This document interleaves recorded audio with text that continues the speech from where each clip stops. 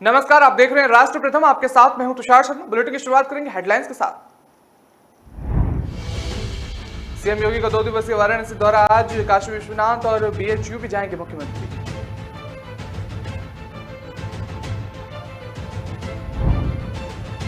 Deputy CM Keshav Prasad Maurya का दावा, सपा के 100 विधायक बीजेपी में आने को तैयार।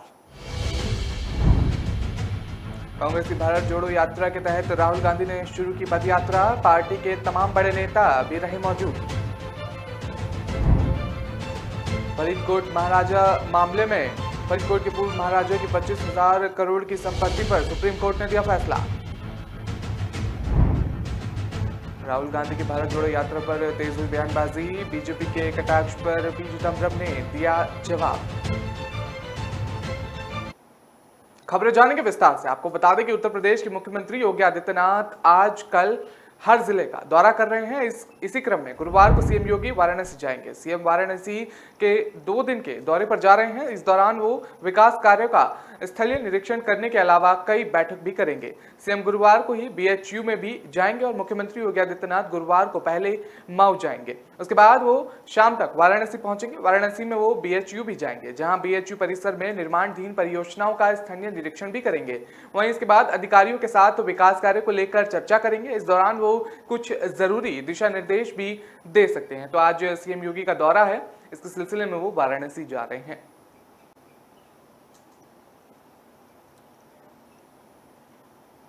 उत्तर प्रदेश के बाराबंकी जनपद पहुंचे डिप्टी सीएम केशव प्रसाद मौर्य जिले के भ्रमण पर आए थे। उन्होंने पार्टी कार्यालय पर सबसे पहले अपने गोपनीय जनप्रतिनिधियों और पार्टी पदाधिकारियों के साथ बैठक की थी। उसके बाद वो दिव्यांगत बीजेपी के वरिष्ठ नेता और पूर्व विधायक राम नरेश को श्रद्धांजलि देने पहुंचे। उसके बाद उन्होंने जिले के आला अधिकारी और जनप्रतिनिधियों के साथ कलेक्ट्रेट के लोक सभागार में बैठक कर विकास की योजनाओं की समीक्षा बैठक की थी। साथ ही डिप्टी सीएम ने इस दौरान प्रेस कॉन्फ्रेंस कर सरकार की उपलब्धियां भी गिनवाई थी। डिप्टी सीएम ने सरकार की योजना को गिनाते हुए कहा, सरकार का प्रयास है कि जनपद विकास के पथ पर आगे बढ़े। उन्होंने कहा कि बाराबंकी में अच्छा काम हुआ है। सरकार का कार्यालय विवादों में और दंगों से मुक्त रहा है। किसान को लाभ पहुंचाने के लिए सरकार काम कर रही है। अखिलेश यादव सत्ता के बिना तड़प रहे हैं। समाजवादी पार्टी अब समाप्तवादी हो गई है। तो ये सीधे तौर पर उन्होंने तंज कसा है समाजवादी पार्टी पर। आपको बता दें कि डिप्टी सीएम ने आगे कहा है कि उच्च अधिकारी, जनप्रतिनिधियों और जनता का सम्मान अधिकारियों को करना होगा। भ्रष्टाचार को लेकर उन्होंने कहा कि बड़े बड़े भ्रष्टाचारी थर-थर कांप रहे हैं। अखिलेश यादव को जवाब देते हुए केशव प्रसाद मौर्य ने कहा कि जिस तरह से पानी से निकलने के बाद मछली तड़पती है, उसी तरह अखिलेश यादव सत्ता के बिना तड़प रहे हैं। बता दें, उन्होंने आगे कहा कि समाजवादी पार्टी अब समाप्तवादी हो गई है। उनके 100 विधायक खुद ही बीजेपी में शामिल होने के लिए तैयार हैं, लेकिन हमें उन्हें तोड़ने की आवश्यकता नहीं, क्योंकि हमारी सरकार पूर्ण बहुमत से अच्छे में चल रही है। उन्होंने आगे कहा कि अखिलेश यादव प्रसाद मौर्य के समर्थक नहीं है, वो बीजेपी और पिछड़ों के विरोधी हैं। वो इस तरह की बयानबाजी करके मीडिया की सुर्खियों में बने रहना चाहते हैं। तो आपको बता दें, सीधे तौर पर वो अखिलेश यादव पर तंज कसते हुए भी नजर आए। तमाम बयान उन्होंने दिए हैं अखिलेश यादव को लेकर। कांग्रेस की तरफ से भारत जोड़ो यात्रा की शुरुआत की गई है, जिसके बाद अब राहुल गांधी के नेतृत्व में कांग्रेस की पदयात्रा शुरू हो रही है। कांग्रेस ने 7 सितंबर को राहुल गांधी को राष्ट्रीय ध्वज सौंपे जाने के साथ ही अपनी राष्ट्रव्यापी भारत जोड़ो यात्रा की शुरुआत की। इस रैली में कांग्रेस के वरिष्ठ नेता दिग्विजय सिंह ने यात्रा के लिए कन्याकुमारी से कश्मीर तक पैदल चलने के लिए सहमत होने के लिए गांधी को धन्यवाद दिया। बता दें कि कांग्रेस पार्टी ने कहा कि तमिलनाडु के मुख्यमंत्री, राजस्थान के मुख्यमंत्री अशोक गहलोत और छत्तीसगढ़ के मुख्यमंत्री भूपेश बघेल का तिरंगा सौंपने और आजादी के बाद से भारत में सबसे बड़े राजनीतिक आंदोलन की शुरुआत का प्रतीक माना जा रहा है। तो बता दें, इस यात्रा की शुरुआत हो चुकी है और ध्वज सौंपने के बाद इस यात्रा की शुरुआत हुई थी और जितने भी तमाम कांग्रेस के कार्यकर्ता हैं और कांग्रेस के मुख्यमंत्री हैं, वो इस यात्रा में शामिल हुए हैं।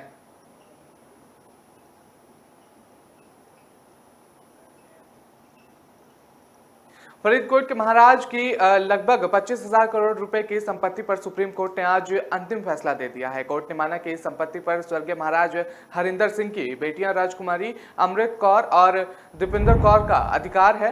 दीपिंदर कौर की भी मौत 2018 में हो चुकी है। इस मामले में सुप्रीम कोर्ट ने निचली अदालत और हाई कोर्ट के फैसले को बरकरार रखा है।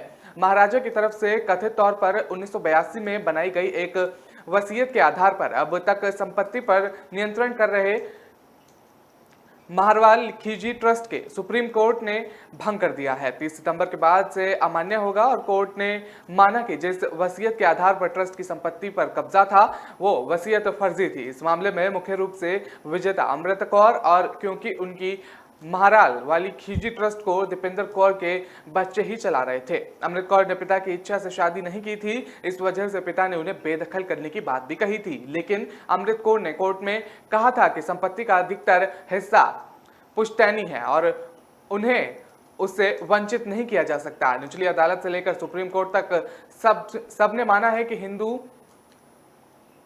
सेंशन एक्ट के तहत अमृत कौर संपत्ति में हिस्सेदार हैं और chief justice UU Lalit, justice S Ravindra Bhatt ने और सुधांशु धूलिया के फैसले से लगभग 35 साल पुराने कानूनी विवाद का अंत हो गया है। सुप्रीम कोर्ट ने यह माना है कि फरीदकोट सियासत और रियासत के अस्तित्व में रहने के दौरान बने नियम इस मामले में लागू नहीं होंगे। इस मामले में हिंदू उत्तराधिकारी कानून लागू होगा। महाराजा की 4 संतानों में बेटे हरमिंदर सिंह की मृत्यु 1981 में हो गई थी। तीसरी बेटी महापिंदर कौर भी अविवाहित थी और उनकी मृत्यु 2001 में हो गई थी। इसलिए संपत्ति पर राजकुमारी अमृत कौर और दीपेंद्र कौर का अधिकार है। तो इसको लेकर सुप्रीम कोर्ट ने आज फैसला दे दिया है।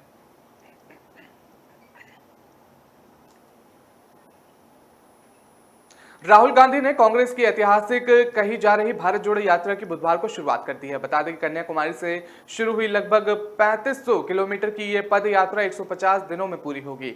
इस यात्रा को कांग्रेस में नई जान फूंकने की कवायद के तौर पर देखा जा रहा है। साल 2024 में होने वाले लोकसभा चुनाव से पहले कांग्रेस की यात्रा संजीवनी का काम करेगी, ऐसा पार्टी के नेताओं का दावा किया जा रहा है। इस यात्रा को लेकर कांग्रेस और बीजेपी के बीच तीखी बयानबाजी भी जारी है। बता दें कि बीजेपी ने कांग्रेस की भारत जोड़ो यात्रा को उसका छलावा करार दिया और दावा किया है कि यह प्रमुख रूप से परिवार को बेचने का अभियान है ताकि देश की सबसे पुरानी पार्टी पर नियंत्रण बरकरार रहे। बीजेपी नेता और पूर्व केंद्रीय मंत्री रविशंकर प्रसाद ने संवाददाताओं को संबोधित करते हुए यह दावा किया है कि यात्रा के जरिए अपने पूर्व अध्यक्ष राहुल गांधी को नेता के रूप में स्थापित करने का कांग्रेस का ये एक और प्रयास है।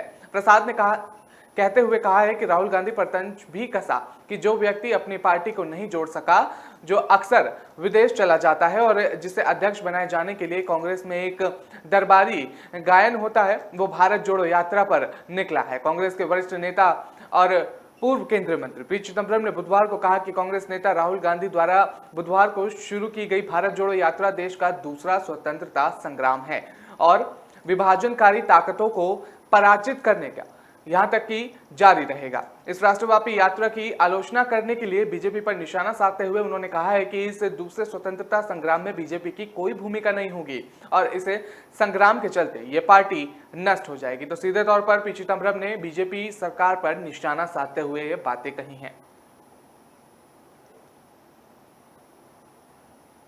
फिलहाल वक्त तो चला एक छोटे से ब्रेक का। खबरों का सिलसिला लगातार जारी रहेगा।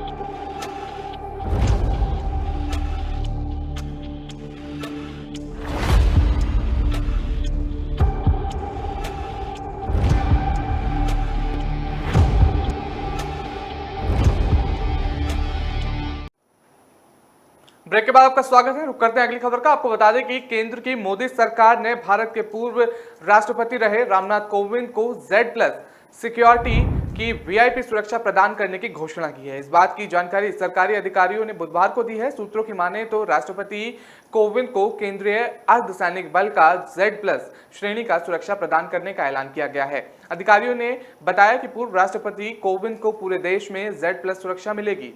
केंद्रीय रिजर्व पुलिस बल यानी कि सीआरपीएफ की एक यूनिट रामनाथ कोविंद के सुरक्षा में हमेशा लगी रहेगी। अधिकारियों ने कहा कि गृह मंत्रालय ने खुफिया एजेंसियों के सिफारिश पर सुरक्षा को प्रदान किया है। सुरक्षा बलों ने 2 दिन पहले ही अपना कार्यभार संभाल लिया था। भारत के 14वें राष्ट्रपति रामनाथ कोविंद का कार्यकाल इस साल जुलाई में समाप्त हुआ था, जिसके बाद वो 12 जनपद रोड पर स्थित अपने नए आवास में शिफ्ट हो गए थे। उस समय राष्ट्रपति द्रौपदी मुर्मू भी उनके साथ रहीं और 3 दशक से रामविलास पासवान रहते थे। बता दें कि इससे पहले 12 जनपद पर स्थित बंगले में करीब 3 दशक से रामविलास पासवान रहते थे और 2020 में उनके निधन के बाद चिराग पासवान को नोटिस देकर ये बंगला खाली करा दिया गया था। तो Z+ सुरक्षा दी जा रही है पूर्व राष्ट्रपति रामनाथ कोविंद को। प्रधानमंत्री नरेंद्र मोदी आज दिल्ली में कर्तव्य पथ का शुभारंभ करने वाले हैं। प्रधानमंत्री के इस कार्यक्रम को देखते हुए राजधानी दिल्ली में इंडिया गेट सर्कल सी हेक्सागन के गुरुवार को सुबह 6 बजे से ही बंद कर दिया गया है। ये पाबंदी आज रात 9 बजे तक जारी रहेगी और इससे राजधानी के कई सड़कों पर जाम की आशंका जताई जा रही है। इसे देखते हुए दिल्ली ट्रैफिक पुलिस ने एडवर्टाइजरी जारी कर दी है। वहीं दिल्ली ट्रैफिक पुलिस की अपील पर राजपथ के आसपास स्थित सभी कार्यालय गुरुवार दोपहर 2 बजे ही बंद कर दिए जाएंगे। जानकारी के मुताबिक राजपथ के आसपास सभी 10 मार्गों को पूरी तरह से बंद कर दिया जाएगा। आज वाहनों को नई दिल्ली एरिया में प्रवेश करने की अनुमति नहीं दी जाएगी। ऐसा पहली बार हो रहा है कि राष्ट्रीय त्योहारों के अलावा इंडिया गेट पूरी तरह आम लोगों के लिए बंद रहेगा। राजपथ के आसपास के सभी कार्यालय भी पूरी तरह से बंद रहेंगे। सरकार ने लोगों से अपील की है कि वो जाम और अन्य समस्याओं से बचने के लिए दिल्ली पुलिस की एडवर्टाइजरी को फॉलो करें। राजपथ और सेंट्रल विस्टा का नाम बदलकर अब कर्तव्य पथ पर दिया गया है। इसी का शुभारंभ आज प्रधानमंत्री नरेंद्र मोदी करेंगे और इंडिया गेट के पास स्थापित नेताजी सुभाष चंद्र बोस की प्रतिमा से लेकर राष्ट्रपति भवन तक की पूरी सड़क कर्तव्य पथ के नाम से जानी जाएगी। तो बता दें आज इसका उद्घाटन प्रधानमंत्री द्वारा किया जाएगा और इसका आज नाम भी बदला जाएगा। बीजेपी नेता और Instagram star Sonali Phogat murder मामले में सुर्खियों में आए कार्ली रेस्टोरेंट के खिलाफ गोवा सरकार ने कार्रवाई करते हुए उसे सील कर दिया है। इस बात की जानकारी गोवा के मुख्यमंत्री प्रमोद सावंत ने खुद ही दी है।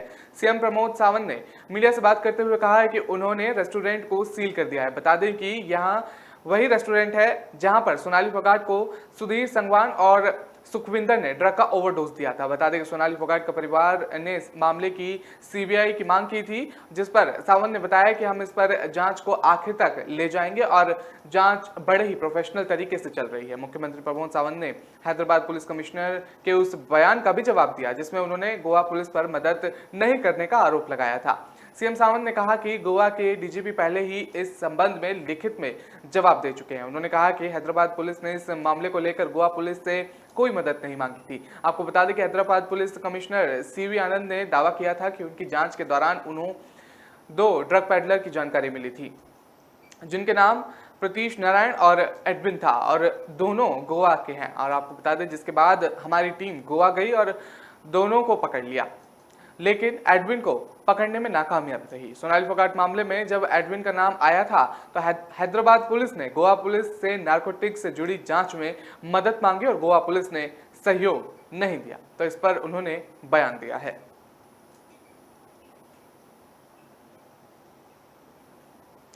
बिहार के मुख्यमंत्री नीतीश कुमार बुधवार को राष्ट्रपति द्रौपदी मुर्मू से भवन में मुलाकात की और राष्ट्रपति बनने के बाद उनकी द्रौपदी मुर्मू से पहली मुलाकात है। राष्ट्रपति चुनाव में उन्होंने बतौर एनडीए उम्मीदवार द्रौपदी मुर्मू का समर्थन किया था। बता दें कि सीएम नीतीश कुमार साल 2024 में होने वाले लोकसभा चुनाव के लिए विपक्ष को एकजुट करने के लिए दिल्ली के दौरे पर हैं। इस दौरे में उन्होंने विपक्ष के कई बड़े नेताओं से मुलाकात की है। राष्ट्रपति द्रौपदी मुर्मू से पहले सीएम नीतीश कुमार ने एनडीपी प्रमुख शरद पवार से भी मुलाकात की थी। इस मुलाकात के बाद मीडिया से बात करते हुए सीएम नीतीश ने कहा था कि हम लोगों की एक राय है कि अधिक से अधिक दल एक साथ होकर राज्य और देश के विकास के लिए काम करेंगे। मैंने ये भी कह दिया है कि सब एक साथ होकर लड़ेंगे तो देश का विकास होगा, क्योंकि ये लोग बीजेपी तो कुछ काम नहीं कर रही है। सीएम नीतीश ने बिना नाम लिए ही बीजेपी पर निशाना साधा और कहा कि इनके बस पूरे देश पर कब्जा करने की योजना चल रही है। तो बीजेपी पर साफ तौर पर वो निशाना साधते हुए कह रहे हैं इसलिए एकजुट होना जरूरी है। वहीं पीएम पद की दावेदार के सवाल पर सीएम नीतीश कुमार ने मीडिया से कहा कि आपस में बात कर नेता भी चुन लिया जाता है और मतलब मुझे नहीं बनना है, जिससे नेता बनना होगा उसे चुन लिया जाएगा। सीएम नीतीश ने मीडिया से बात करते हुए कहा कि बाकी इच्छा है और सभी राज्यों एकजुट होगा और हर राज्य में लोगों को परेशान किया जा रहा है, कहीं विकास का काम नहीं हो रहा, इसलिए अगर सब मिलकर चलेंगे तो देश का हित होगा। तो सीधे तौर पर ये निशाना साधते हुए तमाम बातें सामने आई हैं। बिहार के पूर्व उप मुख्यमंत्री और राज्यसभा सांसद सुशील कुमार मोदी ने बिहार के मुख्यमंत्री नीतीश कुमार के दिल्ली दौरे को लेकर एक सवाल खड़ा कर दिया है। उन्होंने पूछा है कि क्या नीतीश कुमार कांग्रेस और आम आदमी पार्टी को एक साथ लाएंगे। ये सवाल उन्होंने पूछ डाला है। आपको बता दें कि सुशील कुमार मोदी ने कहा कि विपक्ष को एकजुट करना मुश्किल है। उन्होंने दावा किया है कि जेडीयू ही पूरी तरह से एकजुट नहीं है, विपक्ष आपस में लड़ रहा है, इनका मकसद कमजोर सरकार बनाना है। बीजेपी सांसद सुशील मोदी ने कहा कि कोई आम आदमी दिल्ली जाएगा और किसी से कहेगा कि मैं मिलना चाहता हूं तो कौन इनकार करेगा। यह सवाल उन्होंने कर दिया है। और आपको बता दें कि क्या यह दावा कर सकते हैं कि सीएम अरविंद केजरीवाल और कांग्रेस के एक साथ बैठा पाएंगे। क्या केरल के अंदर सीपीएम लेफ्ट और कांग्रेस को एक साथ बैठा पाएंगे? क्या बंगाल के अंदर लेफ्ट और ममता बनर्जी को एक साथ बिठा पाएंगे? तमाम सवाल वो पूछ रहे हैं। आपको बता दें इस पॉलिटिक्स टूरिज्म का तो कोई मतलब नहीं है। अभी तो दावेदारी की संख्या बढ़ती जा रही है। राहुल गांधी और अरविंद केजरीवाल यात्रा है और वहीं सुशील मोदी ने नीतीश कुमार और शरद यादव की मुलाकात को लेकर सुशील मोदी ने कहा है कि जिस शरद यादव से मिलने गए थे उन्हें इन्होंने अपमान करके पार्टी से निकाला था, उनका घर खाली करवाया था। इसके साथ ही सुशील मोदी ने कहा कि दिल्ली जाकर जितना भी प्रयास कर लें लेकिन ये एकजुट नहीं हो पाएंगे। सीधे तौर पर सुशील कुमार मोदी जो है वो नीतीश कुमार पर निशाना साधते हुए भी नजर आए।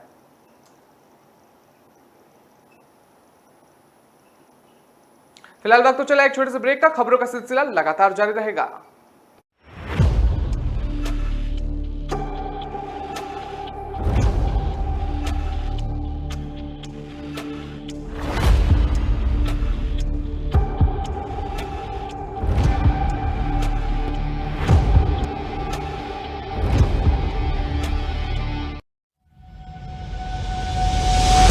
लहरों से डरकर नौका पार नहीं होती, कोशिश करने वालों की कभी हार नहीं होती। नन्ही चींटी जब दाना लेकर चलती है, चढ़ती दीवारों पर 100 बार फिसलती है। मन का विश्वास रगों में साहस भरता है, चढ़कर गिरना गिरकर चढ़ना न अखरता है। आखिर उसकी मेहनत बेकार नहीं होती, कोशिश करने वालों की कभी हार नहीं होती। डुबकी या सिंधु में गोताखोर लगाता, जा जाकर खाली हाथ लौट कर आता। मिलते नहीं सहज ही मोती गहरे पानी में, बढ़ता 2 गुना उत्साह इसी हैरानी में। मुट्ठी उसकी खाली हर बार नहीं होती, कोशिश करने वालों की कभी हार नहीं होती। असफलता एक चुनौती है, इसे स्वीकार करो। क्या कमी रह गई देखो और सुधार करो। जब तक न सफल हो नींद चैन को त्यागो तो, संघर्ष का मैदान छोड़कर मत भागो तो। कुछ किए बिना ही जय जयकार नहीं होती, कोशिश करने वालों की कभी हार नहीं होती। कुछ नया करो।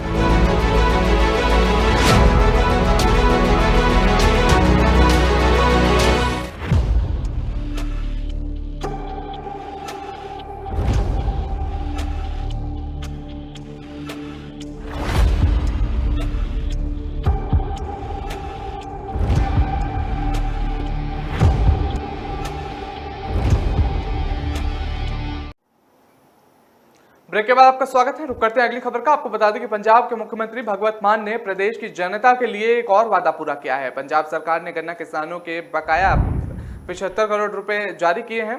पंजाब के वित्त विभाग ने शुगर फेड को 75 करोड़ रुपए जारी किए हैं। पंजाब के सरकारी मिलों पर किसानों की बकाया राशि थी। सीएम भगवंत मान ने 7 सितंबर तक जारी बकाया राशि जारी करने की बात कही थी। पंजाब सरकार किसानों को 200 करोड़ रुपए पहले ही दे चुकी है। अब पंजाब के सरकारी शुगर मिलों पर किसानों की बकाया राशि नहीं है। पंजाब सरकार ने बुधवार को ही सरकारी कर्मचारियों की सैलरी को उनके खातों में भेजना शुरू किया।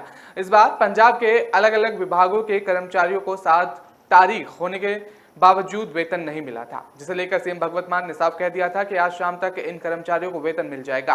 सीएम ने इस दौरान कहा था कि गन्ना किसानों का बकाया पैसा भी आज ही जारी रहेगा।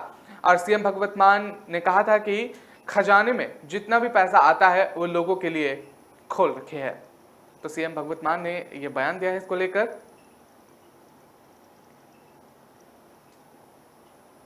केंद्र सरकार की ओर से सुप्रीम कोर्ट को बताया कि पंजाब सरकार एसवाईएल नहर के मुद्दों पर सहयोग नहीं कर रही है। अब हरियाणा के सीएम मनोहर लाल खट्टर ने नहर के पानी पर राज्य के दावों को दोहरा दिया है। बता दें कि हरियाणा सरकार ने कहा कि केंद्र सरकार ने अदालत को सूचित किया था कि पंजाब के नए मुख्यमंत्री के एक पत्र लिखा था और लेकिन उन्होंने कोई जवाब नहीं दिया। अब सुप्रीम कोर्ट ने केंद्र सरकार को दोनों राज्य के मुख्यमंत्री की बैठक आयोजित करने और इस मुद्दे को सौंदर्यपूर्ण ढंग से हल करने का प्रयास करने का निर्देश दिया है। सीएम खट्टर ने फिर से एसवाईएल के पानी पर राज्य के लोगों का अधिकार है और वो किसी भी कीमत पर इस पर दावा नहीं छोड़ेंगे। आपको बता दें, उन्होंने कहा कि एसवाईएल का पानी हरियाणा के लिए बहुत महत्वपूर्ण है। एक तरफ यहाँ पानी हमें नहीं मिल रहा है तो दूसरी तरफ दिल्ली हमसे और पानी की मांग कर रही है। अब इस मुद्दे को जल्द से जल्द हल करने के लिए सीएम समय सीमा तय करना बहुत ज्यादा जरूरी है। मुख्यमंत्री ने कहा कि एसवाईएल नहर का काम पूरा नहीं होने से रावी, सतलुज और ब्यास का पानी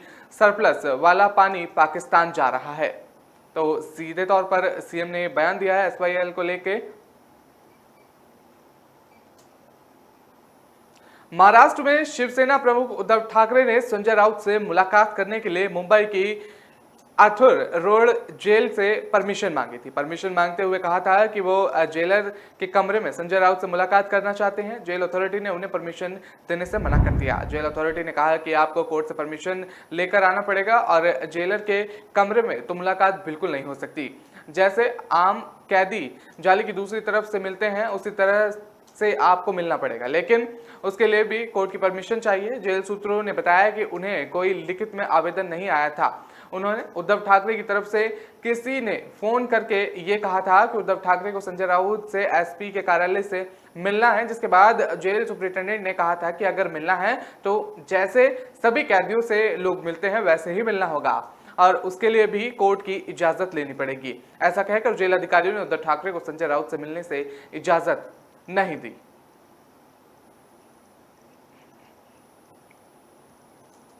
भारत में कोरोना संक्रमण को लेकर राहत भरी खबर सामने आई है। देश में कोविड मामलों का ग्राफ लगातार नीचे आ रहा है। पिछले 24 घंटे की बात करें तो देश में संक्रमण के 5000 से कम यानी कुल 4417 नए मामले सामने आए हैं। इसी को लेकर देश में कुल मामलों की संख्या बढ़कर अब 4,44,66,882 हो गई है और देश में कोरोना के सक्रिय मामलों की संख्या 52,336 हो गई है। पिछले 24 घंटों में कोरोना से देश में 23 लोगों की मौत भी हुई है। कोविड-19 महामारी से मरने वालों की संख्या बढ़कर अब 5,28,030 हो गई है। बीते 24 घंटों में देश में 6,032 लोगों ने कोरोना से जंग भी जीती है। इसी के साथ संक्रमण से स्वस्थ होने वाले कुल मरीजों की संख्या बढ़कर अब 4,48,86,489 हो गई है। जहां तक वैक्सीनेशन की बात है तो बीते 24 घंटों में देश में 19,93,670 और कोविड-19 वैक्सीन खुराक दी गई है। इसके साथ ही भारत में अब तक वैक्सीनेशन शॉट की कुल संख्या 213,72,68,615 तक पहुंच गई है। तो ये कोरोना के मामले बीते 24 घंटों में इतने मरीजों की संख्या सामने आई है। महाराष्ट्र में गुरुवार को बारिश एक बार फिर से लोगों की मुश्किलें बढ़ा सकती है। मौसम केंद्र मुंबई ने गुरुवार को प्रदेश के अलग अलग जिलों में भारी बारिश की संभावना जताई है। मौसम विभाग के मुताबिक पालघर, ठाणे, मुंबई, रायगढ़, रत्नागिरी, नासिक, पुणे, कोल्हापुर, सतारा, सांगली, सोलापुर, औरंगाबाद में भी गरज चमक के साथ हल्की बारिश और भारी बारिश की संभावना बताई है। साथ ही 30 से 40 किलोमीटर प्रति घंटे की रफ्तार से तेज हवा भी चलने की आशंका जताई है। इसके लिए मौसम विभाग ने येलो अलर्ट भी जारी किया है। मौसम विभाग ने प्रदेश के अलग अलग जिलों में बारिश की संभावना को देखते हुए 11 सितंबर तक के लिए अलर्ट जारी किया है। इससे पहले बुधवार को भी महाराष्ट्र के कई हिस्सों में बारिश की दौर लगातार जारी था। और बता दें कि निजी मौसम एजेंसी के मुताबिक बंगाल की खाड़ी के मध्य भागों में चक्रवर्ती हवाओं का क्षेत्र और कम दबाव का क्षेत्र बना है, जिस कारण भारी बारिश हो सकती है। और दूसरी तरफ महाराष्ट्र में वायु गुणवत्ता अधिकतर शहरों में अच्छे से संतोषजनक श्रेणी में रिकॉर्ड हो रहा है।